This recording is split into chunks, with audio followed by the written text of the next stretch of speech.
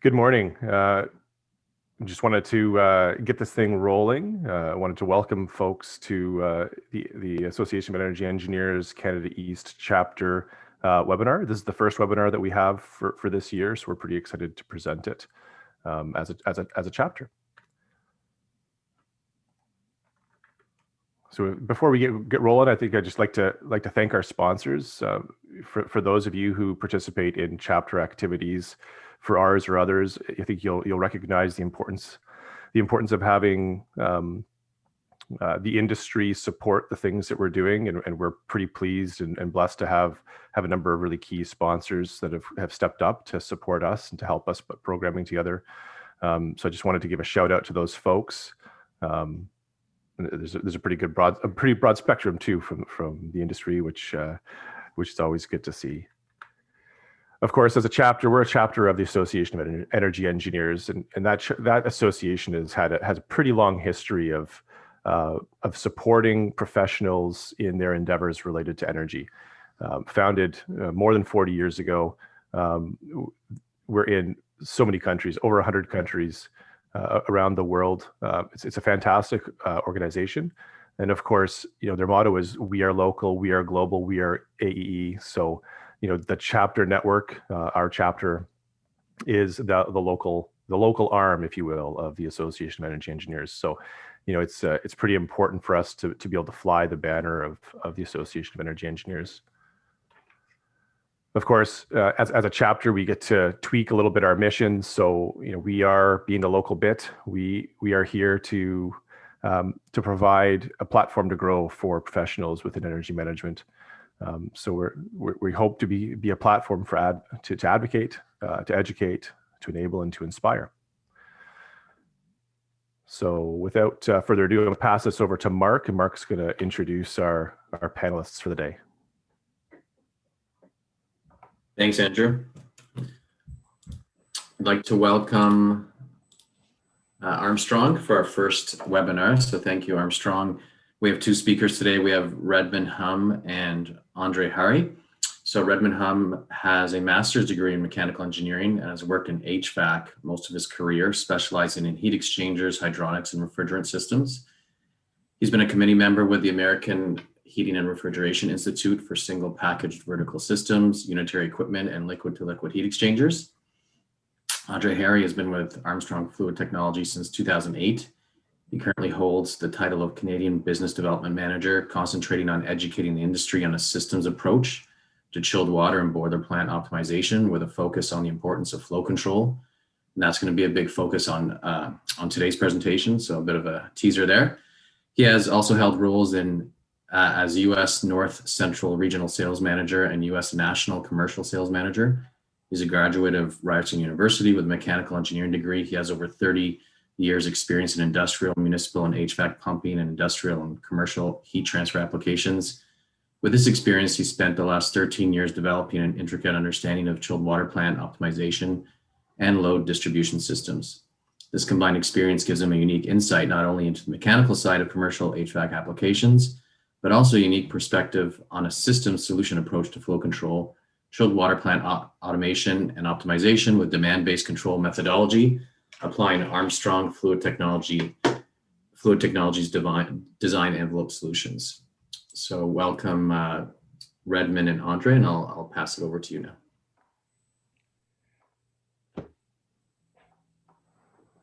Perfect. Redmond, if you want to get the slides going. Yep. I'm just going to share my screen here.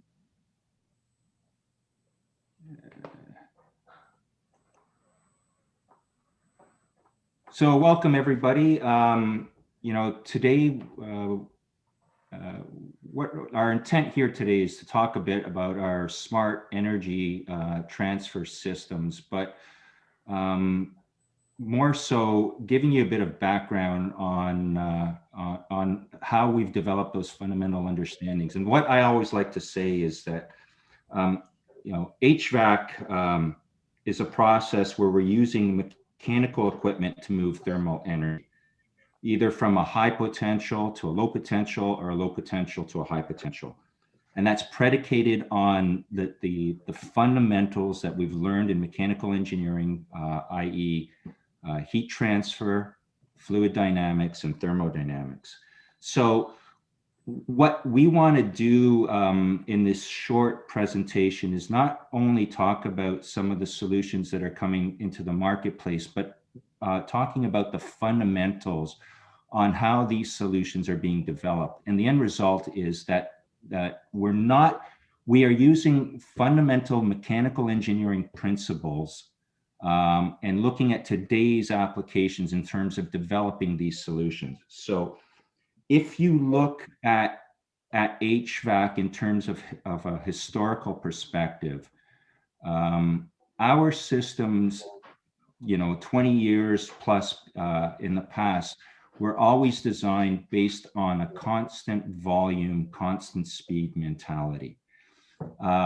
The advent of variable frequency drives and variable speed has started to change that industry. And with that, we need to have a fundamental understanding of how systems work in variable speed to understand how we can optimize those systems.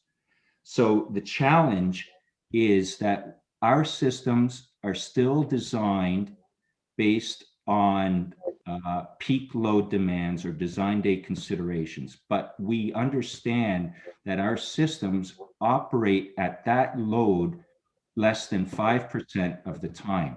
95% of the time, we are operating in a part load scenario. So how do we optimize our system operating in part load? So next slide. Okay, so heat exchangers and heat transfer systems are very integral components to buildings and HVAC systems. So looking at buildings, commercial buildings, we see heat exchangers are used for applications such as free cooling, chiller and heater loops, and district energy. In industrial and process, we see heat exchangers found in areas such as steam plants, transferring heat from steam to water, and heat exchangers are really are important parts of the building as controls as they control the heat transfer from the heat source to the final application. Heat exchangers are also large components, cost components in the HVAC system. So undersizing a heat exchanger is a problem as it can lead to insufficient cooling or heating in the building. And oversizing heat exchangers is also another concern because it can lead to issues such as higher upfront costs, more floor space, and potentially leading to increased fouling, leading to loss of efficiency and long-term increase in maintenance costs. So at Armstrong, we often conduct surveys and interviews to understand our customers. And from these efforts, we found that some of the major industry challenges is there's really isn't a universally accepted standard for selecting heat exchangers or pumps or heat transfer systems, and this is because the applications do vary significantly as per building and unique parameters, and as a result, some of the key challenges include how do we select the right heat exchanger for the application and ensure that fouling is minimized to increase the service life of the heat exchanger. And how do we ensure that the heat exchanger is performing as designed? And another key thing is how do we control the heat exchanger so that it's reliable, it's operating without increased operating costs. So selecting the right heat exchanger for the application. So really, you can see here, there's actually three pictures here. You can select a heat exchanger that's really small, or you can select something that's really large. So it really depends on the application. And it really depends on the parameters and what the end user is requiring. But looking at the fundamentals, some of the key things we want to consider here is selecting the type of heat exchanger. So would you select the plain frame heat exchanger? You can select the brazed plate heat exchanger, and also you can select the shell and tube heat exchanger. And you want to consider really the application that's going into. So there's really different parameters for applications such as free cooling, district energy, pressure brake, domestic water, and steam. So the parameters and operating conditions do vary significantly between the different applications. So in a typical design process, what we find is that pumps and heat exchangers and accessories, that includes like the flow trucks, valves, suction guides, also the interconnected piping and the headers, are really selected independently. You'll find that basically we'll be selecting the heat exchanger at a certain pressure drop, for example, like a 5 psi or 10 psi, or even 1 or 2 psi, depending on the application. And once we assume that, we assume the pressure drops as well for the accessories and all the interconnected piping. Once we get that assumption, we size the pump for that load. And we see also in a typical design is that when we're selecting heat transfer systems, is that we are designing typically for the full load operation and full load day. So looking at smart energy transfer systems, it is really a smart energy efficient design that's predicated on integrated fundamental control strategy that incorporates equipment efficiency and part load operation. And to really understand how the smart energy transfer system works, we really have to go back to the fundamentals of heat transfer, fluid dynamics, and systems. So I'm going to pass it on to Andre. So the next couple of slides are really going to be, they're going to revolve around just the fundamentals of what we've learned in university, heat transfer and fluid dynamics, and walking through that. And the point here is that as we go through, energy optimization is really predicated on first understanding how the system works, and then how it works in part load. And what you're trying to do is use the lowest amount of mechanical energy to move a thermal load. And so with that, we're going to go through some of just the basic principles so that you understand that at the end result, what we're trying to point out is that this walks down to control strategies. And typical control strategies are predicated on a set point speed-based control. So you're always trying to get back to a set point based on adjusting speeds. Whereas optimization takes some other points into consideration, but in order to understand it, we've got to go back to our fundamentals. So first of all, as we said before, designs are predicated on peak load demand, but demand varies throughout the day. The load profiles vary with the type of building and the ambient outdoor temperature. If you look at our process as a thermal process, we are either trying to put heat into the building or we're trying to remove thermal energy to the outside of the building. And with that, on chilled water plant side, what you're seeing is that you're trying to go, that ambient outdoor temperature is going to dictate how much energy you need to move that energy outside. So the HVAC equipment is designed based on duty point operation. And also, with that being said, we're designed based on design point or duty point, but we are operating at part load 90% of the time. On top of that, as Redmond was saying, if we're looking at our heat exchangers, we're always incorporating a fouling factor, so we're oversizing the equipment there. And if we look on the pumping side, we'll cover that in the next slide, but we're always oversizing our head. So everything is becoming oversized. Next slide. If you look at traditional pump selections, then they're based on a constant speed design day criteria. Efficiency is based on design. Head is overestimated by 10 to 15%. The pump operates at design less than 5% of the time, operating at part load 95% of the time. If you look at the way we size chillers, then we size chillers, for example, at a design point criteria, at peak load, and we'll size our heat exchangers at the same. But on chillers, we look at an integrated part load value or part load operation to determine where we're operating in part load. the importance there then is that we need to apply that same concept in the sizing of our pumps and our equipment. And so Natural Resources Canada, or NRCan, has created what we refer to as the Pump Energy Index to address this. So that's one of the things we're talking about. Next slide. Again, the importance of the fundamentals. If you look at then the affinity laws, we understand the importance of speed control or how a pump operates. And this is one of the critical things, is that with variable speed pumping, as you drop the speed of the pump, the energy is saved by the cubed of the squared. So that's where the opportunity for energy savings on pumping comes into play.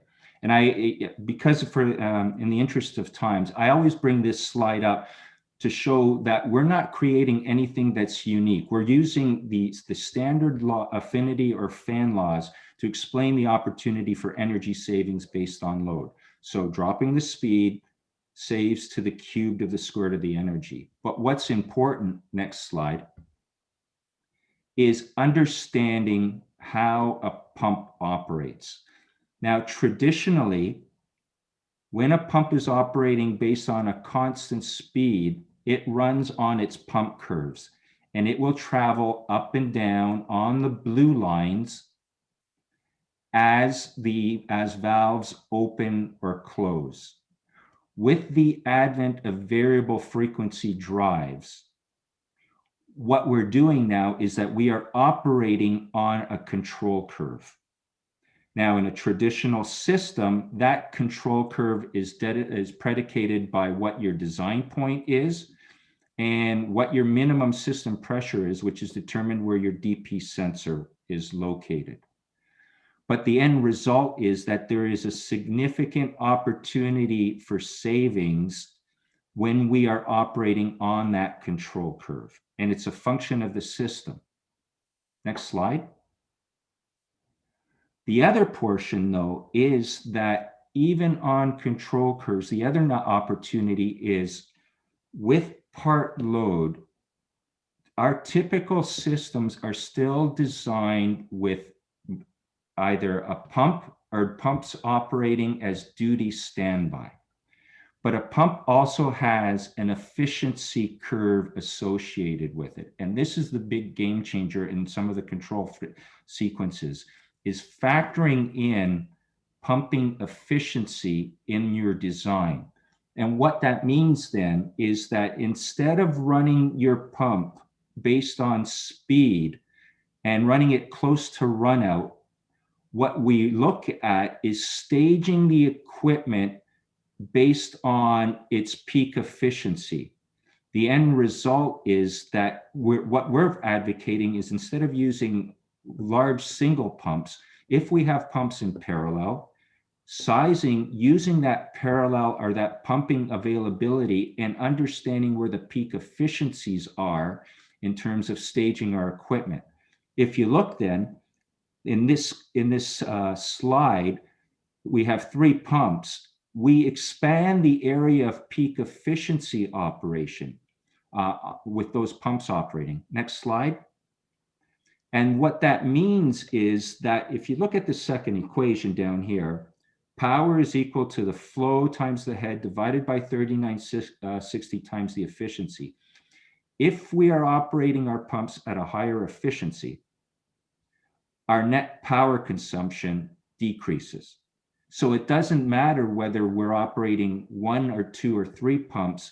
If we're operating 2 pumps, but their efficiency is at 80%, our net power consumption is going to be less if that one pump is providing the same flow, but are operating at 60%. And so that ties in the whole concept of parallel operation. Now, the other portion then is, if you look at the upper equation, we also got to understand that load is equal to flow times 500 times delta T. So now, factoring that in, we look at our flow requirements, delta T becomes an issue as well. A decrease in your temperature difference means that you're using more pumping energy. More pumping or more volume requires more energy. Also, then your thermal performance of your equipment is less. So next slide.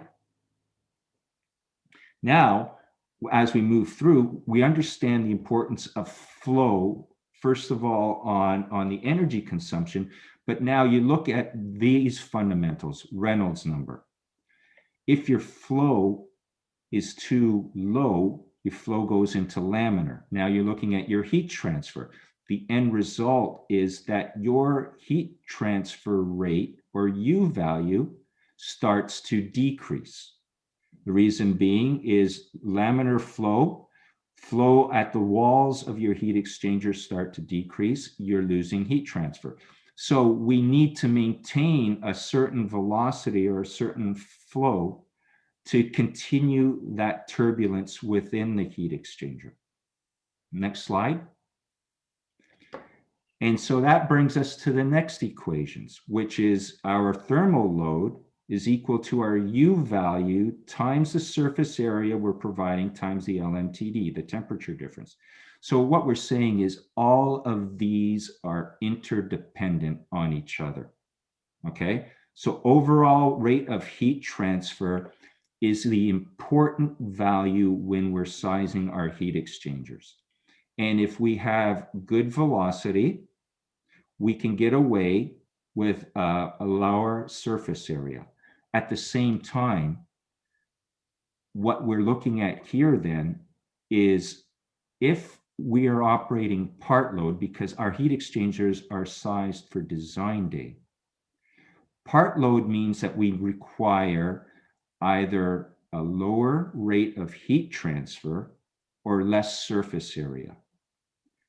When we size our heat exchangers based on design, we are providing the maximum surface area required at design.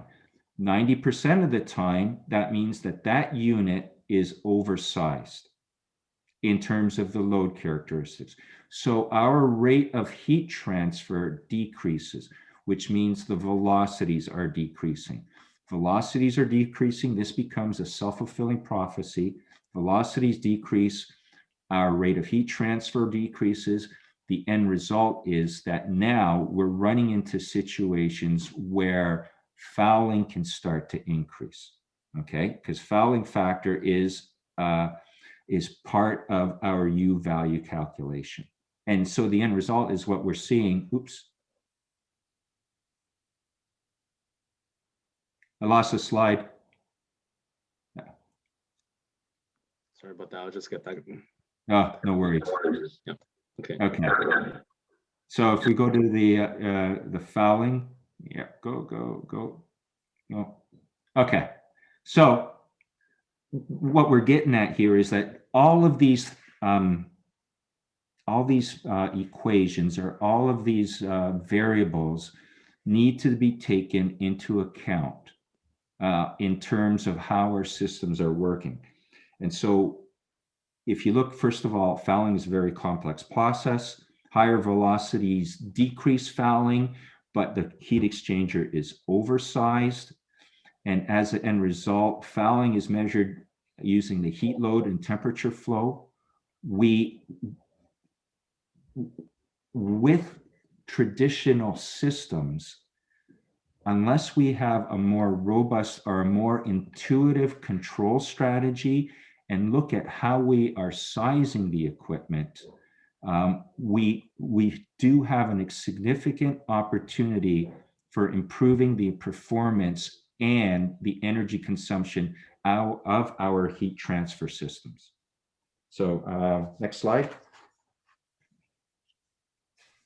Okay, so yeah, so when controlling these heat exchangers and pumps together, there's actually multiple ways to control it. What we see in practice is typically it's a P&ID loop, and it's typically to a sensor in the system that's going to providing to the load, the temperature to the load.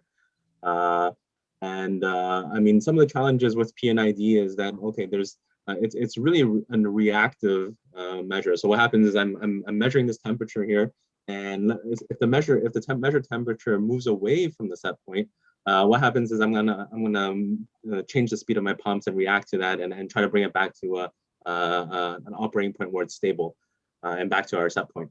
But the problem is the key challenges is that we have hunting. So typically we find that we're always chasing that set point, and because like Andre mentioned earlier, most of the buildings that we're seeing are operating at part loads. So what happens is the loads are always changing throughout the day, and it's very difficult to actually hit that set point, and it's very unpredictable. So there's another way to control the loop, and it's called feed forward. And feed forward it's more of a predictive process where you have an understanding of the model of what you're controlling, and you can really control the system using a model to predict that. And in practice, well, we don't usually see this often in practice. And the reason behind it is that it requires a deep understanding of the system.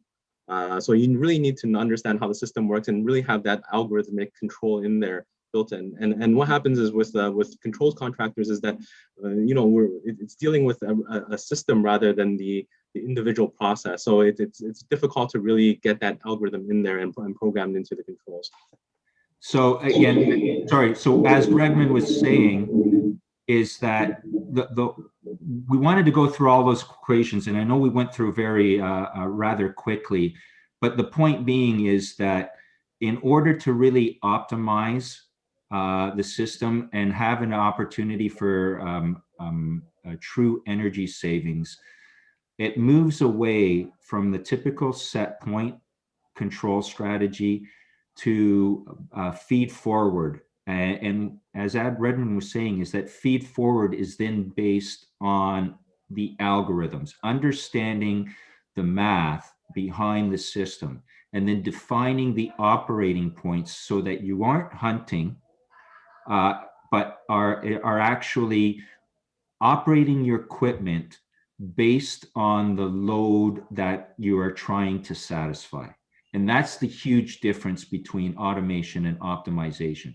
So it goes back to understanding those fundamental principles of heat transfer, fluid dynamics, and one of our biggest game changers is the efficiency-based staging of equipment as opposed to speed-based staging, and then incorporating that into a an algorithmic control strategy with operating or data points. Go ahead. Okay.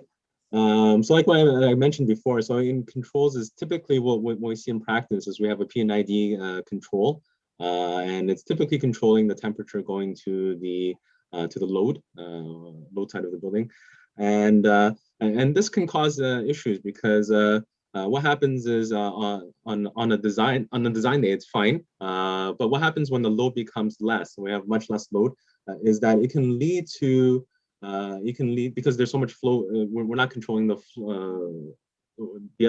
source side. What happens, it can lead to problems such as low delta T syndrome, and that's a big loss in terms of chiller efficiency, but also, and if you look at boilers as well, it can lead to a loss of efficiency in the whole system. And when we're looking at another problem with controls and maintenance is that typically when we're measuring heat exchanger fouling, we typically have pressure gauges or pressure differential between the hot and the source side and the inside and the outlet side. And what happens is we're measuring the pressure drop through the heat exchanger, and we have a certain threshold. Let's say, for example, 10 psi. And once we reach that threshold, we go in and clean the heat exchanger, and that's when we come in and maintain that heat exchanger. And that is a problem because what happens oftentimes at that threshold, that the heat exchanger is already too fouled, and it's up to a point where and most times it's better to even replace the heat exchanger than actually come in and clean it. So that's another issue as well. So what do we see as the future of heat exchanger? So obtaining energy efficient heat transfer system isn't easy. So it requires, number one, designing for part loads, number two, controlling for part loads, and three, also maintaining the system for optimal performance. And to really complicate the problem, there's multiple parties involved. So there's the consulting engineer for the design, there's the installing contractor, the controls contractor, and then lastly, the service contractor.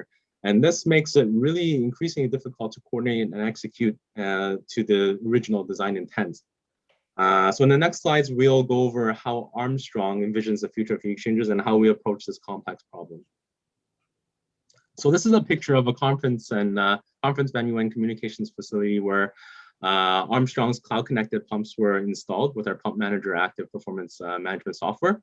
And during operation, Pump Manager detected that the pump was operating frequently at deadhead, which is a condition where the discharge of the pump is obstructed to a point where it is very low flow. And since the pump was in a simple loop containing a heat exchanger, the problem was quickly isolated. And the heat exchanger, and we found that when we inspected the heat exchanger, we found that it was fouled. The heat exchanger was subsequently cleaned and put back into service, which improved the energy efficiency significantly. So in the future, what we see a systems approach being applied to heat exchangers. And when we look at the heat transfer system, rather than we look at the heat transfer system rather than just the heat exchangers alone. We see that heat exchangers are moving away from passive components to active components, getting intelligence on the way. And lastly, we see technology assisting to take out the complexity out of heat exchangers. And so the complexity in terms of sizing, complexity in terms of controls and operation as well.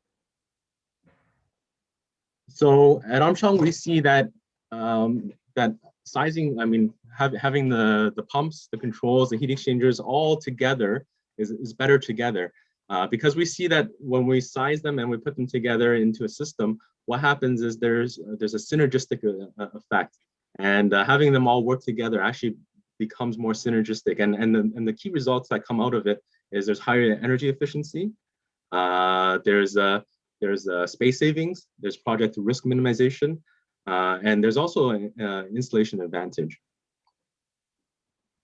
So with that, with that in thought, Armstrong has a design envelope smart energy transfer system, and we designed this one based on the key principles that we presented earlier.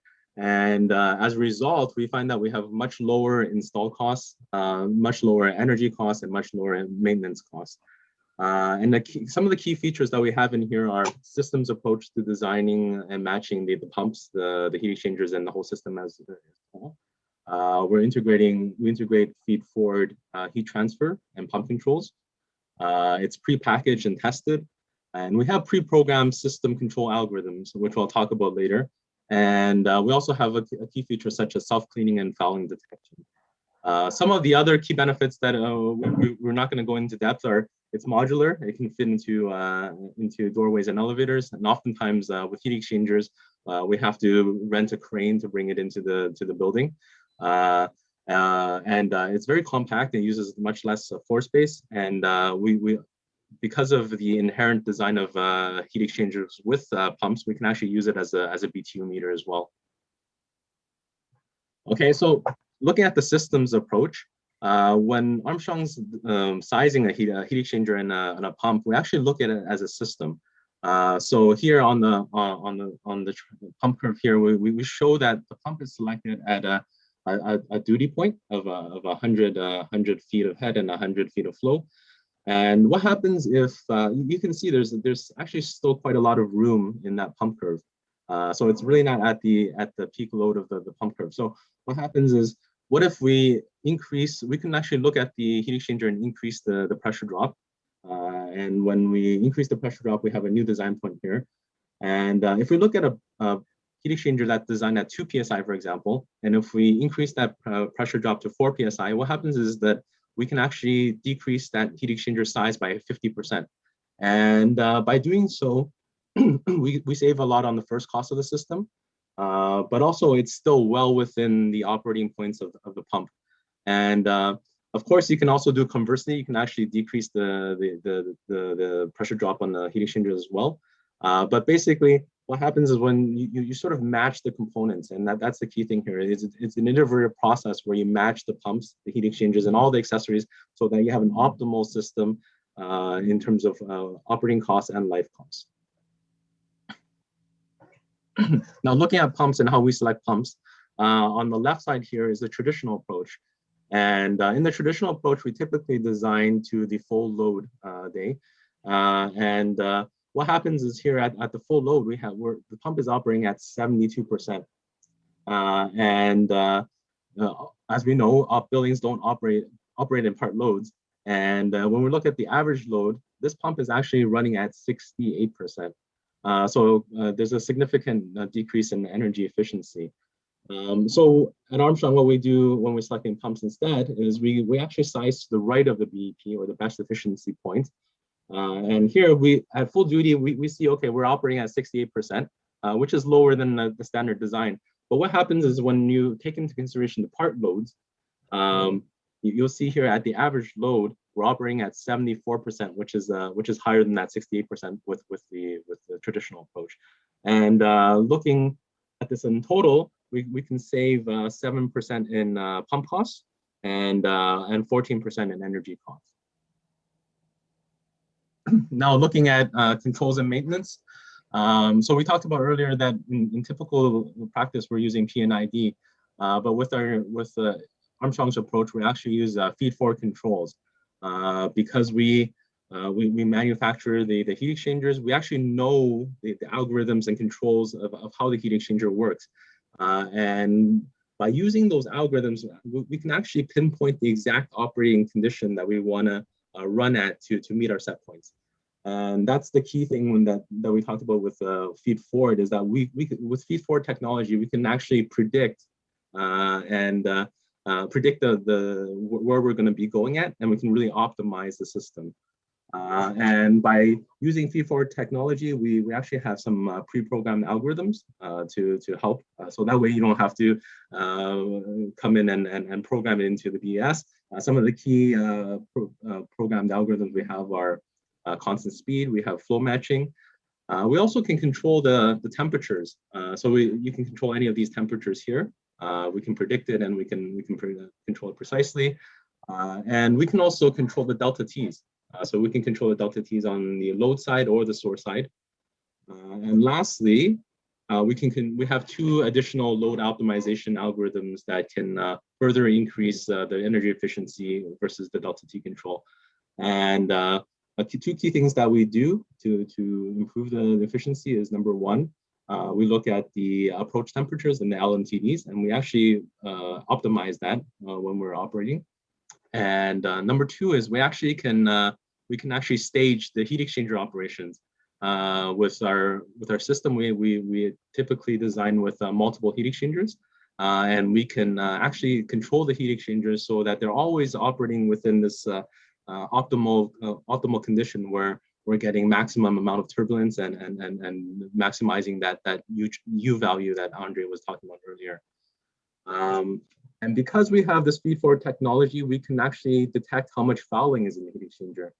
Because we know the algorithms behind it, we know exactly where the heat exchanger is working. We can detect how much fouling is in the heat exchanger, and once we go over a certain threshold, we can actually self-clean the heat exchanger using cleaning algorithms that we've developed. And lastly, we talk about cloud-based machine learning. So we first talk about optimizing in terms of selections. So we can optimize in terms of selections, then we can optimize in terms of controls and maintenance. And lastly, we can think about optimizing in terms of as a whole system. So not just on the building level, but you can optimize with our cloud-based machine learning. We can actually talk and optimize in terms of the district level, and even in the future, even in the city level, where we have the idea of smart cities. So yeah, just to add to what Redmond was saying there, and this is the key, is that the cloud-based machine learning side of this is that I hope what we're trying to really highlight is the fact that traditional control strategies will not work or won't give you the ability to truly optimize and show energy efficiencies. So understanding the principles of heat transfer and fluid dynamics gives us that advantage. The load-based or the efficiency-based staging is critical because of the parallel operation, and being able to operate at part load is an advantage. But what cloud-based does is that when our equipment is operating, we are collecting the data on the parameters at where the equipment is operating based on loads being satisfied. And what we can then do is do analytics on that data and then determine whether we can actually improve the efficiency of the equipment as we collect more data. And that's one of the big game changers. So this works as in a process like this with heat transfer, our energy transfer systems, and goes to the extent of complete plant controls. And that's where the differentiation comes in terms of optimization. So what we're trying to get at is optimization is really predicated on advanced control strategies, but understanding the fundamentals of how the equipment operates. So with that, any questions? Yeah, and I forgot to mention to everybody that there is a Q&A. Oh, there he is. There's an anonymous attendee who has asked a question. So the analysis should be done for a new system. Should the analysis be done for a new system, or can we benefit with an existing one as well? Oh, we can benefit from an existing one as well, and that could be as simple as one of our big opportunities is with the integrated control strategy of the pumps, because ultimately, if you're looking at an existing system, historically, what we're finding is that existing systems are predicated on set point controls, and so the end result is that there's always a room for efficiencies in those scenarios. Yeah, just to add to Andre's point, like we actually have a whole division based on just energy upgrades. And when you look at the systems, like upgrading your system, you can see that it's actually very low hanging fruit. And then if you look at the ROI, it's typically within like 2 years that you're getting payback, and even less. So if you're looking at constant speed systems versus variable speed systems, yes, there's a big benefit for that as a retrofit opportunity. That's excellent. Yeah. So just a reminder to all the participants, there's a Q&A button at the bottom of your Zoom menu, and if you have a question, you can type it there. This is a new platform for us, so we're testing it out, and because of that, there is no chat function anyway. So another question, guys, do you see that one popping up? What type of projects, system size application, is this more applicable for compared to the traditional control method from a return on investment perspective? Well, the solution that we're advocating here is smart energy transfer systems. So as we see in our industry, we're looking at a lot more district heating and cooling systems. There's huge opportunities there for controls like this, but also one of the other ones that I really see an opportunity in this is that as we move to zero carbon or low carbon designs, this is an ideal solution for example, condos that are going with heat pumps and cooling towers. And this would be your solution between the cooling tower side of the building and the heat pump side of the building. So it becomes your energy transfer station. It affords a lot of opportunity for energy savings and optimization there. So anywhere where we're looking at heat transfer, district heating, district cooling opportunities, so on the building side, or internally in buildings with cooling towers and heat pumps as well. Excellent. We got another one. Now they're coming in, guys. So here, how can you calculate the variable load of a building, or where the systems is installed? Maybe just a little bit of a kind of a highlight on that. Okay, so the variable load, that's historically what we're looking at then is one of the beauties about machine learning is that data acquisition. Short of that, you're looking at historical data. But the big thing that I've come to understand is ambience. Like the building load is first of all, it depends on occupancy, and then it depends on your ambient outdoor temperatures, because you're either heating it or cooling it. And now it depends on how many people are in the building as well. So it's collecting that data over time that gives you that ability. But then the machine learning side of it is the real data that we are able to acquire or gather based on how the equipment is operating, and then adjusting accordingly over time. So really, it's a step towards adaptive control. Exactly. Is really what we're doing here. It is. When we were talking earlier, prior to this, I made the comment about this technology or this type of technology being available in other industries. And the example that I bring to is on the automotive side. One certain manufacturer, they have a switch on their car for either sport mode, driving mode, or learning. And what it does is it basically looks at throttle and speed as to how a person is driving the vehicle, and then adjusts their engine management system accordingly over time to that individual's driving habits. This is the same kind of technology that's going to be moving into our buildings. So over time, we design a building, but then we have to adapt to how that building is being occupied and used. Like, how many computers are in there? How many people are living in there? Is it a process? That kind of information then develops the building's profile, and then we can adjust accordingly. And all that more important now that we're having so much remote and telework, right? So exactly.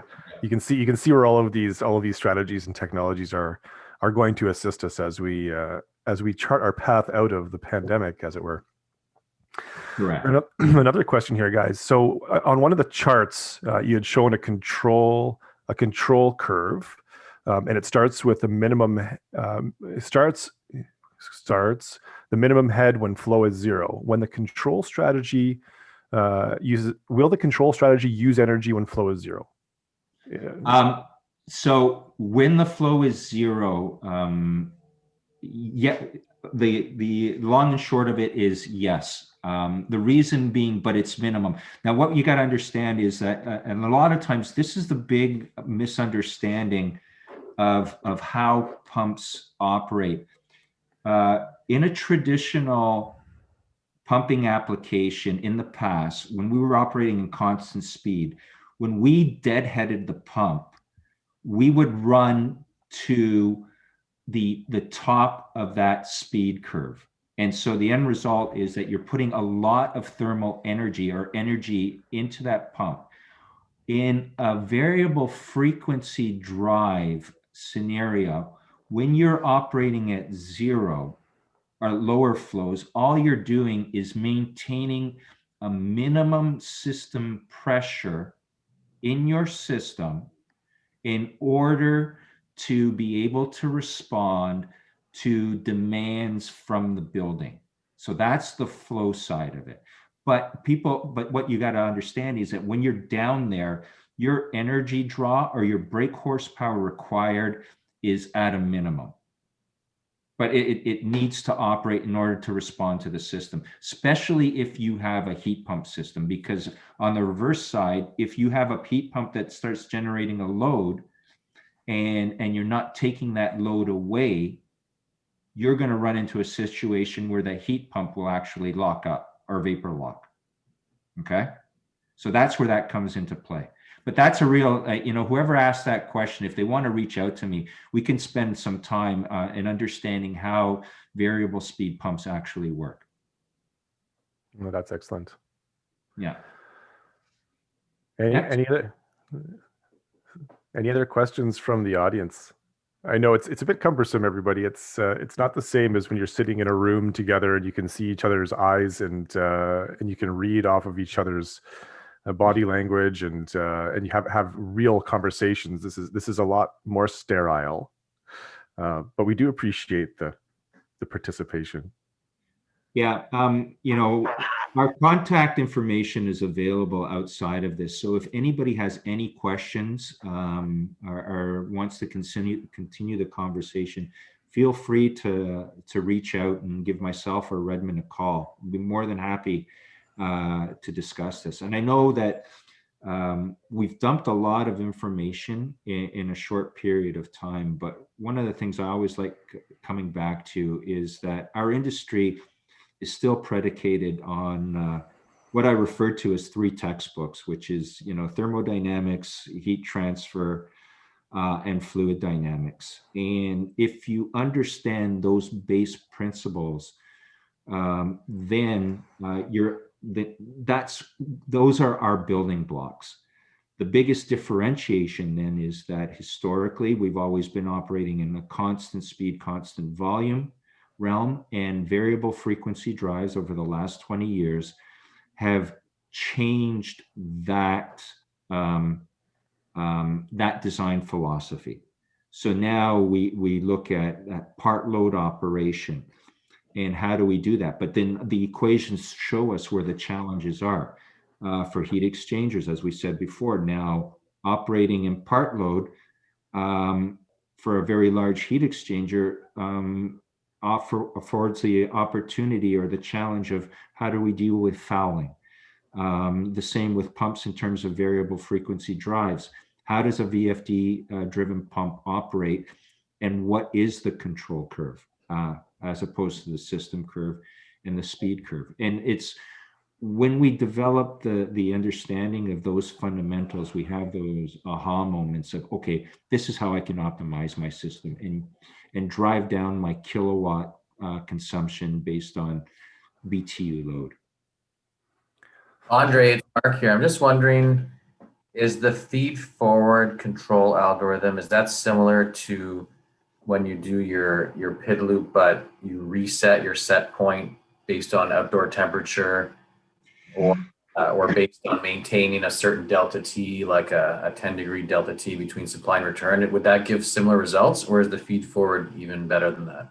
The feed forward is better than that, and the reason I say this is that in a tradition, even though when we do resets, we are basing it on getting back to a set point.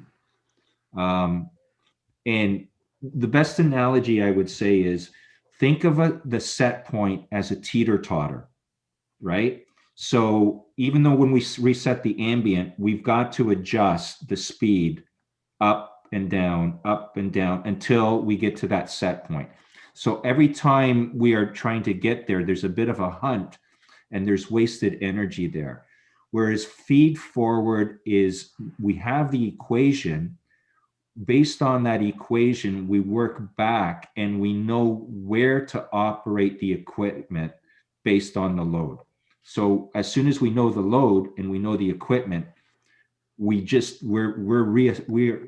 adjusting to that speed automatically. It's not a hunt anymore. That's the big difference between feed forward and set point control. But yeah, sorry.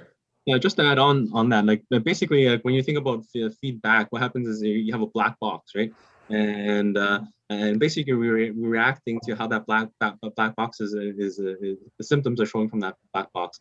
So with feed forward, I think another way that we put it in Armstrong is that it's more like a digital twin of the system. So let's say I have a heat transfer system. The feed forward is actually modeling that system in terms of digital technology. So think about a computer, like I'm using physical parameters to model that system, such as temperature, pressure, differential pressure. And that gives you a really, and then flow, and gives you a really basically a computer model of it, and that can really detect the health of the system. So I can use that model to really predict exactly where I want to be at, rather than reacting to the symptoms of the system. Yeah, it's kind of like doing a regression, like an ongoing regression analysis of the building, I guess, eh? Exactly. Yeah. And You're what you're calculating doing, the load. Yeah.